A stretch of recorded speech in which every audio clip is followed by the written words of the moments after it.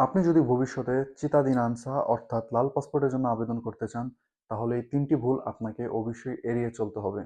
প্রথমত হচ্ছে বিল, ট্যাক্স এবং মুলতা অর্থাৎ জরিমানা এগুলো সময়মতো না পাগারে করা। আপনার একটা জিনিস মনে রাখতে হবে, ইটালিতে যদি আপনি একটা জরিমানা আজকে না পাগারে করেন, সেটা ১০ বছর পরে হলেও আপনার পাগারে করতে হবে। তো এগুলো যদি ঠিকমতো না পাগারে করেন, ভবিষ্যতে আপনার চিতাদিনানসার আবেদন রিজেক্ট হয়ে যেতে পারে।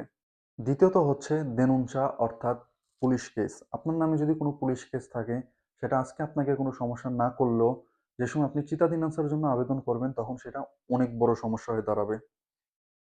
তৃতীয়ত এবং সবচেয়ে বড় ভুল হচ্ছে কন্টিনিউয়াস রেসিডেন্স না থাকা। আমাদের মধ্যে অনেকেই মনে করি শুধু ১০ বছরের রেসিডেন্স থাকলেই আমরা চিতাদিনানসার জন্য আবেদন করতে পারবো। কিন্তু ১০ বছর বলতে আপনার একটানা ১০ বছরের রেসিডেন্স লাগবে। অর্থাৎ এরকম যদি হয় যে আপনার ৫ বছরের রেসিডেন্স আছিল, এরপর আপনি আবার ২ বছরের গ্যাপ দিয়ে আবার ৫ বছর রেসিডেন্স নিছেন। এরকম হলে হবে না। আপনার একটানা ১০ বছরের রেসিডেন্স লাগবে। আদারওয়াইজ আপনি যে সময় চিতাদিনানসারের জন্য আবেদন করবেন, সেটা রিজেক্ট হয়ে যাবে।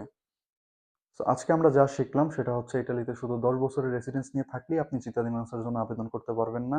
আপনার ইতালিতে থাকতে হবে ১০ বছরের কন্টিনিউয়াস রেসিডেন্স নিয়ে, পরিষ্কারভাবে, আইন মেনে।